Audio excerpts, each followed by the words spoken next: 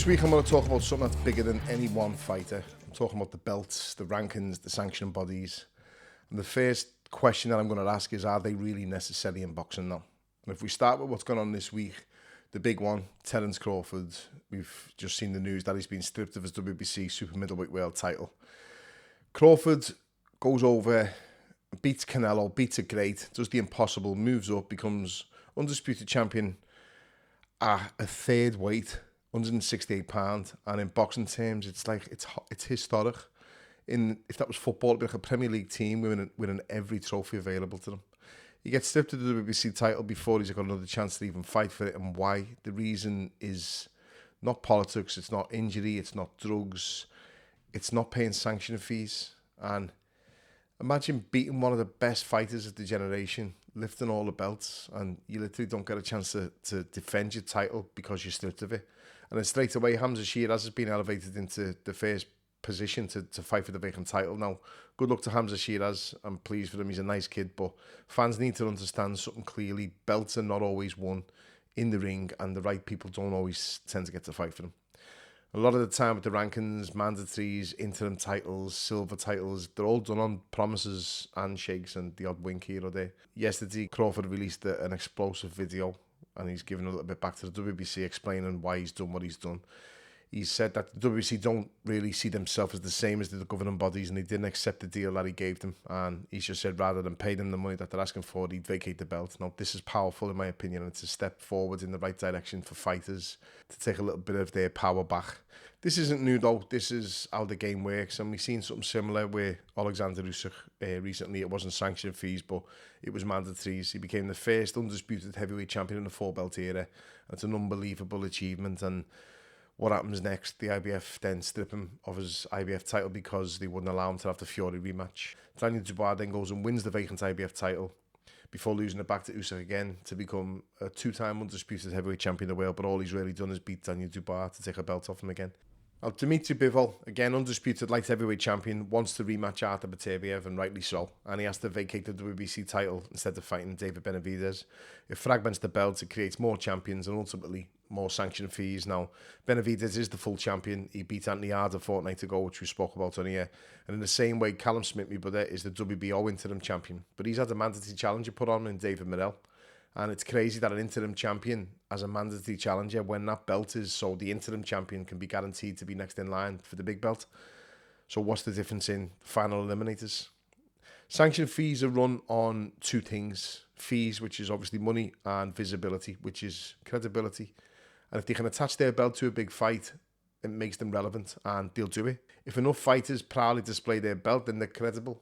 But if you watch a fight and there's more than one belt at stake, then at the end there's a man or a woman from the governing body, and they're fighting and wrestling to get that belt on the champion in the best place for the photos and in the money shot.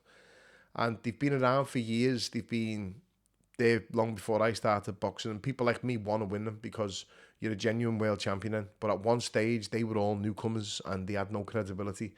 And then belts were worthless. And until them belts are won by good champions, they're going to stay worthless. But here's the crazy thing. Fighters pay sanctioning fees. The promoter doesn't. The fighter does every single time, and it's 9 times out of 10, 3% of the purse. Now, today I heard the WBC tried to negotiate a 0.6% fee with Crawford from the Canelo fight, which was $300,000. So you're told your entire childhood that you get to win a world title and that becomes your dream. And what they don't tell you is that you're essentially renting it off the organisation for a percentage of your purse. You're paying for the privilege of being world champion. The actual belt costs a few £100. My two brothers have theirs in boxes in the garage.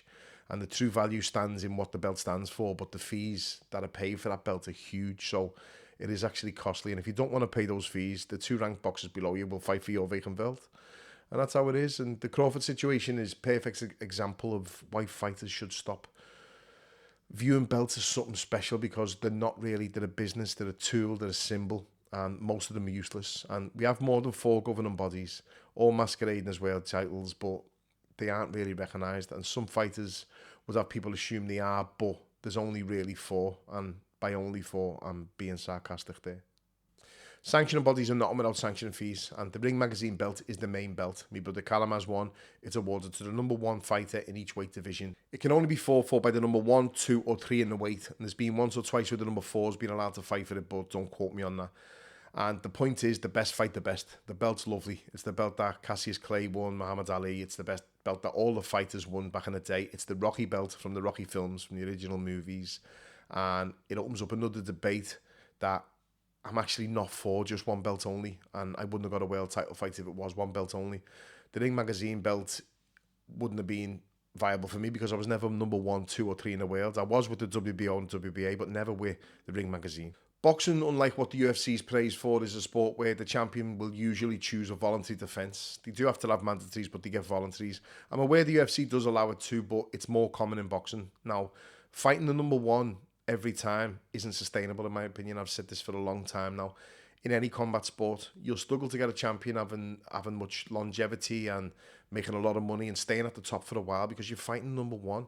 It's very hard to do if you're fighting the best each and every time. So therefore, building champions, building stars becomes more difficult to do. And I think that's where boxing will trump MMA. And I think that's where stars are built up in boxing. And they make millions from being at the top for a long time and they're not burning out. And we don't see that too much in MMA, and it's not an MMA boxing debate, but we can round this one off with what the fans don't see. And I think sanctioning fees, which I've said in the past, they're usually 3%. That asks the question, who really needs you? If you add to that, in the UK, the Boxing Board of Control charge every fighter of theirs 4% of their purses, and they call it a board tax. Now, my pro debut's in 2003, trainer 10%, cutman at a set fee, British Boxing Board of Control tax 4%. And I've said it before, that's probably another video for another day. Fighters still pay the sanction fees, commissions and interim titles, international titles, final eliminators. You can actually pay a sanctioning fee after sanctioning fee and not actually fight for the main title, and that's what's the frustrating part for it. There's intercontinental belts, interim belts, franchise belts, silver belts, gold belts, global belts, regional belts, every single colour under the sun, and it's all money. If a fighter wins a belt, they pay a fee. If they defend the belt, they pay a fee. If you unify the belt, you pay the fees, although they might be a bit discounted, but every belt that's involved, you will pay a fee for, and you're paying ultimately to be a world champion, and it's a lot of money. People think promoters will fleece fighters, and listen, some do, but the sanctioning bodies, they take more from fighters at most levels. Now, where does the money go? Now, I'm a big one for seeing where money goes from fines, everything else. I've made no mistake about that. To be fair, the WBC do have a fund that helps fighters. They also provide an insurance should there be a fatality on a show where their belt's being fought for. Even if you're a fighter on the show that a WBC belt is being fought for at the time, you're covered on that policy. It's called WBC Cares. Now, not many others in the sport seem to care about the fighters' welfare, and neither do the commissions who license the boxers all over the world, to be honest with you. But the latest example of governing bodies and recent debate is Conor Benn being positioned as number 1 challenger for the winner of Barrios against Ryan Garcia. Now, firstly, I don't think Ryan Garcia should be anywhere near a boxing ring, let alone in a world title fight, but this move to me isn't the right move either, and it's a business decision, it's controversial, it's headlines, it will generate interest, it will generate money, and the WBC belt has a family story for Conor Benn. His dad Nigel won it in the 90s, and now Conor is on top of the rankings after beating Chris Eubank. Now, it's a no-brainer for the WBC and for Benn, but Benn hasn't boxed at welterweight for his last 4 fights now. Also, beating Chris Eubank doesn't really guarantee you a number 1 spot in the WBC rankings, but here we are, and this is boxing. The sooner boxing stops worshipping organisations and starts putting fighters first, the better the sport will be. And the fighters can actually fix this. We've seen Turki Al-Sheikh recently reviving the Ring Magazine belt. The fighters don't need to pay fees to fight for belts, and together, everyone's stronger. It'll be tough though, because if one refuses to pay, then someone else behind the rankings will happily take that shot, and understandably so. Riddick Bowe once famously put the WBC belt in the bin. He made a big scene of it, and then Lennox Lewis became the champion. Maybe he had the right idea, who knows, but I have to be honest, I would come back now after 8 years of no boxing if there was an opportunity for me to be a world champion. I know what it means to fighters, and I know what it means to kids with the dreams of being a world champion, because I had one. And although I think this stuff is catching on, people are starting to see more about boxing, how the belts work, how the sanctioning bodies work. For now, I think they're here to stay. Let's get on to Alexander Usyk and Deontay Wilder. This week, we saw an interview with Usyk saying he wants to fight Wilder next. I watched the interview and discussed it on TalkSport on the show on Tuesday. I said on there that I don't think it's a good fight, but I love Usyk, and I can forgive him for this one because this is sort of a voluntary defence, what he wants to do. Even though I believe Wilder is absolutely shot and finished and shouldn't probably be fighting against Usyk, I can see why he's doing it. He's wrapping up the division. He's looking at, if we're looking back in the last 20 years, the records will show that he beat Dubois, Joshua, Fury twice each, and then Wilder. He's beat everyone out there that he could, and he's cleaned up. Now, the WBC approving Usyk Wilder as a voluntary defence is the one that should make you stop and think, why is this happening and how does this actually work? Because Wilder has lost most of his recent big fights. He's had one comeback fight and it was a win, and suddenly he's now back in the top 10 and he's next in line to fight the pound for pound best in the world, probably. Now, that's not a natural climb and it's not how it usually works, but who knows what it is. In my opinion, there's at least 10 heavyweights better than Wilder out there, and there's at least 15 who are more deserving of a shot at Usyk. But I do see why. Wilder is still a big name in boxing, but he's living off an old reputation. So I can see why it's happening, but rankings in boxing aren't really a league table, and they're not always where you win, you move up, and you lose, you move down. They're flexible, they're adjustable, and as I said, I think we all know how they work.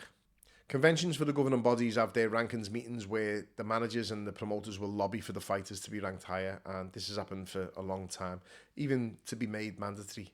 I get it, it's always been the case. A lot of the time, the rankings are shaped to suit the fighters in the sanctioning body or promoters who lobby the hardest and the fights that they want to see. But if they want to attach their belt to a big name or a big fight, the rankings will change. If all of a sudden they want to get some fees from a mega fight, even if their belt isn't at stake, there'll be a new version of a belt made and put on the line for it.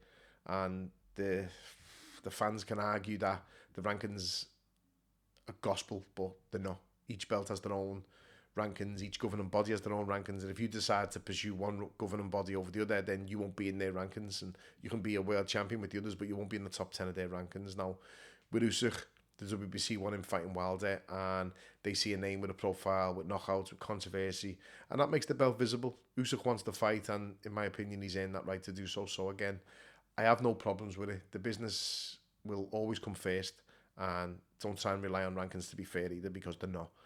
They're a chessboard, and ultimately the fighters are the chess pieces. Last weekend, Fraser Clark and Jamie TKV fought on the BBC for the British heavyweight title. I predicted on this show that I think Clark would probably win on points. I didn't see the 4-9 knockout coming for Clark either, although he was the favourite. Clark lost on a split decision after a good start, but there was only really one winner. And Jamie TKV, he did great. He outworked, he outlanded, he outboxed Clark, and he almost got him out of there in a huge round 11. I felt the corner should have pulled Clark out, and it was body language. Clark had put a lot into the early rounds, and he was really badly hit in the 11th round. I had TKV winning by about 8 rounds to 4. It was good to see boxing back on the BBC where it belongs, to be honest with you. It was good to see my old mate Steve Bunce working his magic as well. On the same night, Ben Whittaker fought on the zone. He absolutely smashed his opponent in the first round. He made it look obviously easy, and he's starting to look every bit of the fighter that we expected from the Olympics, but he still has a lot of boxes to tick, and I don't think that type of opponent is going to bring them boxes to be ticked out in him. We'll wait and see what happens in the future with him, and I think he'll have a big 2026. But talk of Benavidez and Boazzi, in my opinion, are a little bit premature. Now, I can see him being built well by Matchroom, and in the near future, he will be ready for those fights. But for now, just concentrate on becoming a better fighter and ticking those boxes, and I think he'll get there. I'll be back next week anyway. All the best.